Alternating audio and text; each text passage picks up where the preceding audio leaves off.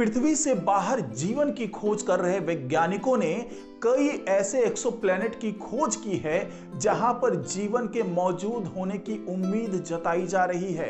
लेकिन ये तमाम एक्सोप्लैनेट्स हमारे सौर मंडल से कई सौ प्रकाश वर्ष की दूरी पर मौजूद हैं। अब सवाल ये उठता है कि क्या हमारे पास ऐसी कोई तकनीक है जिसकी मदद से हम ऐसे एक्सोप्लैनेट पर पहुंच सकते हैं? तो यहाँ पे अगर हम फिजिक्स के तमाम सिद्धांतों को समझें और उसके आधार पर सोचें कि क्या हम ऐसे एक्सोप्लैनेट तक पहुंच सकते हैं, तो आपका जवाब होगा बिल्कुल नहीं। क्योंकि यहां पर पहुंचने में जितना समय लगेगा वो समय हमारे पास मौजूद नहीं होगा। और अगर हम प्रकाश से भी तेज चलने की कोशिश करें तो हम ज्यादा से ज्यादा कहां तक पहुंच पाएंगे और किस तरीके से हम अगर कोशिश करते हैं तो इस एक्सोप्लैनेट तक पहुंच सकते हैं, यही तमाम चीजों पर बात होगी आज के हमारे इस वीडियो में। तो इस वीडियो को आखिर तक जरूर देखिएगा। नमस्कार, मैं हूं डॉक्टर सुरजीत सिंह और आप देख रहे हैं महना मिस्ट्री। तो दोस्तों, क्या आपने कभी सोचा है कि वैज्ञानिक जो बताते रहते हैं कि यहां पर जीवन है, वहां पर जीवन है, इस एक्सोप्लैनेट पर जीवन हो सकता है, वहां पर ऐसे कंडीशंस हैं, या कोई एक्सोप्लैनेट हमारी पृथ्वी से बहुत बेहतर है, वहां पर बहुत अच्छा जीवन मौजूद हो सकता है, ये तमाम दावा जो है वो समय समय पर वैज्ञानिक करते रहते हैं। लेकिन क्या इन दावों के आगे वैज्ञानिकों ने कभी सोचा है कि अगर वहां पर जीवन मौजूद भी है तो वहां हम पहुंच कैसे पाएंगे?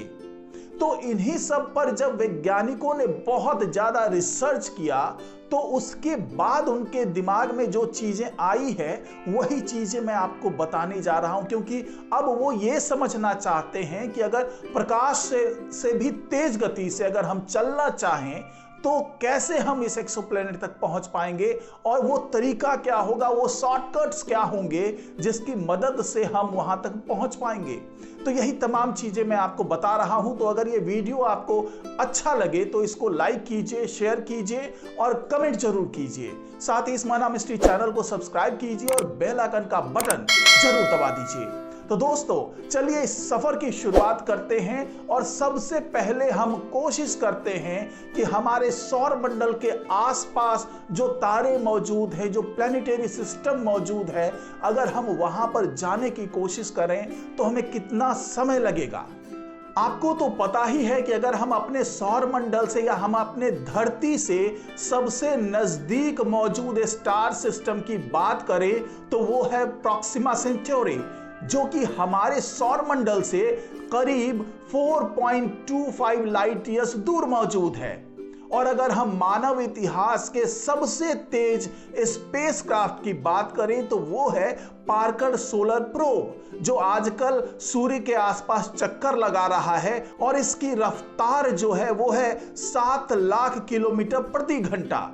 और अगर हम इस रफ्तार से भी यात्रा करें तो भी हम अपने इस नजदीकी तारे तक पहुंचने में 7000 साल का समय लगाएंगे।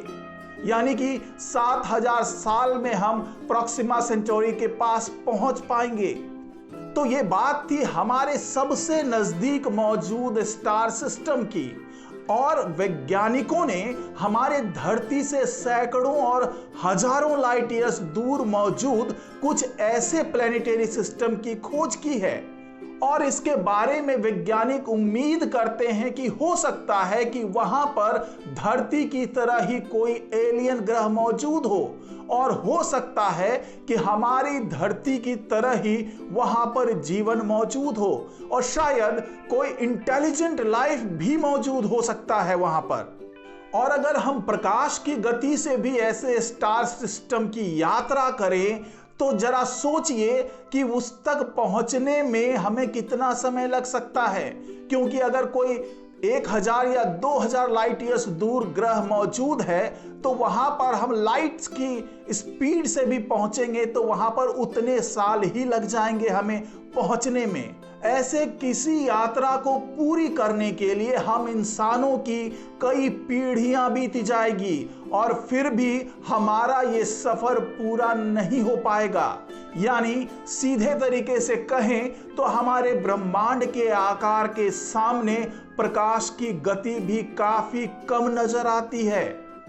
ऐसे में अगर हमें टाइप 2 और टाइप 3 सिविलाइजेशन बनना है और हमारे आकाश गंगा के दूसरे स्टार सिस्टम या प्लेनेटरी सिस्टम और उनके ग्रहों की यात्रा करनी है तो वहां तक जीवन पहुंचाना पड़ेगा। और अगर हमें वहां तक जीवन पहुंचाना है तो हमें कुछ ऐसे यानों और तरीकों पर काम करना होगा जिनके जरिए हम ब्रह्मांड के सिद्धांतों को धोखा देते हुए प्रकाश की गति से भी तेज यात्रा कर सकें।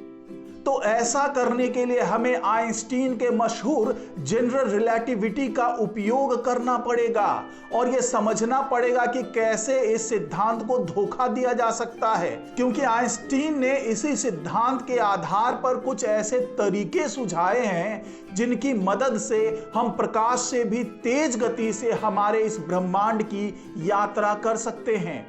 ये तरीके हैं वर्म होल्स और वार्प ड्राइव, जिनके बारे में हम आपको आगे विस्तार से बताने वाले हैं। लेकिन इनको समझने से पहले हमें समझना पड़ेगा कि स्पेस टाइम क्या होता है।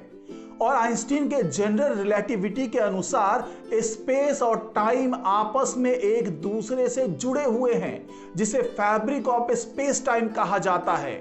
आसान भाषा में समझें तो आप स्पेस टाइम को एक चादर की तरह मान सकते हैं, जिस पर हम जितना ज्यादा हैवी ऑब्जेक्ट रखेंगे ये चादर उतना ही ज्यादा मुड़ेगा या कहें कि कर्व होता जाएगा। तो आपको बता दें कि ब्रह्मांड में मौजूद हर स्पेस ऑब्जेक्ट अपने आसपास मौजूद स्पेस टाइम को कर्व करता है। ऐसे में जिस ऑब्जेक्ट का मास जितना ज्यादा होगा उसका स्पेस टाइम कर्व भी उतना ही ज्यादा होगा, जो कि हमें उस ऑब्जेक्ट के ग्रेविटी के रूप में फील होता है। ऐसे में लो मास वाले ऑब्जेक्ट हमेशा हाई मास वाले ऑब्जेक्ट के कर्व की ओर आकर्षित होते हैं। और अगर हम हैवी ऑब्जेक्ट की बात करें तो हमारे ब्रह्मांड में मौजूद दो ऑब्जेक्ट बहुत ज्यादा हैवी हो सकते हैं। पहला होगा विशालकाय स्टार और दूसरा ब्लैक होल्स। ये दोनों ही इस स्पेस टाइम को सबसे ज्यादा कर्व करते हैं, जिसकी वजह से इनकी ग्रेविटी सबसे अधिक होती है। वहीं वैज्ञानिकों का मानना है कि ब्लैक होल्स की ग्रेविटी इतनी ज्यादा होती है कि ये स्पेस टाइम में होल कर देते हैं, जिसकी वजह से लाइट भी इसके इवेंट हॉरिजॉन को पार नहीं कर पाता है। और इस स्पेस टाइम में जो होल हो रहा है उसके बारे में अल्बर्ट आइंस्टीन और उनके साथी नाथन रॉसन का मानना था कि स्पेस टाइम में कई होल्स यानी सुराख मौजूद हो सकते हैं, जो कि स्पेस में मौजूद दो अलग अलग जगहों को आपस में जोड़ने का काम करते हैं। और इन्हीं शॉर्टकट रास्तों को वर्म होल्स कहा जाता है, जो कि स्पेस टाइम में होने वाले बैंड की वजह से पैदा होते हैं।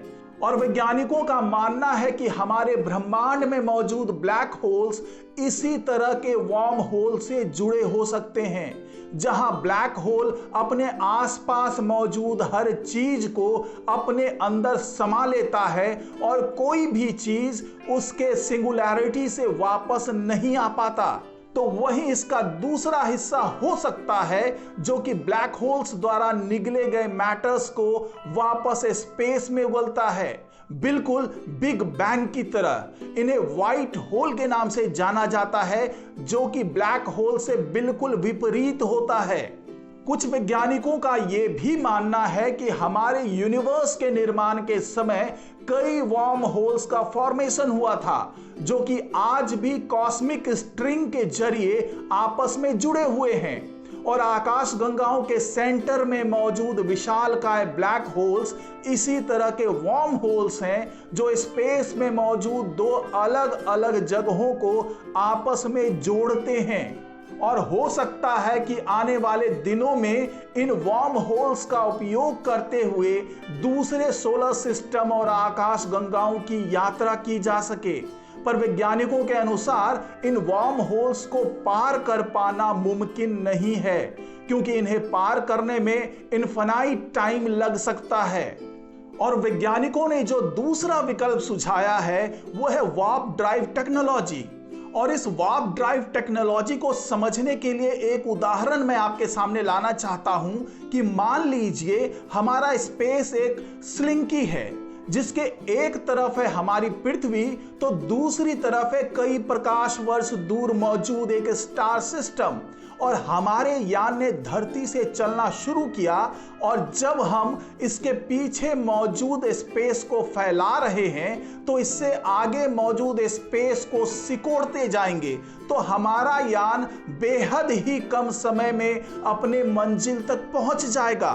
तो वार्प ड्राइव टेक्नोलॉजी भी बिल्कुल इसी तरह काम करता है। यहां पर खास बात यह है कि हमने केवल हमारे यान के पीछे मौजूद स्पेस को एक्सपेंड और इसके आगे मौजूद स्पेस को कंप्रेस किया है, पर हमारा यान खुद एक बबल में सुरक्षित रहेगा और इस बबल के अंदर मौजूद स्पेस में कोई बदलाव नहीं आएगा। यहां पर ध्यान देने वाली बात यह है कि हमारा यान प्रकाश या उससे तेज गति से नहीं चल रहा है, बल्कि हमने तो केवल हमारे यान के आगे और पीछे मौजूद स्पेस को एक्सपेंड और कंप्रेस करके प्रकाश की रफ्तार को मात दी है। तो भले ही हम वर्म होल या वार्प ड्राइव टेक्नोलॉजी की बात कर रहे हैं, लेकिन ये तमाम चीजें जो है अभी केवल कागजों पर ही है।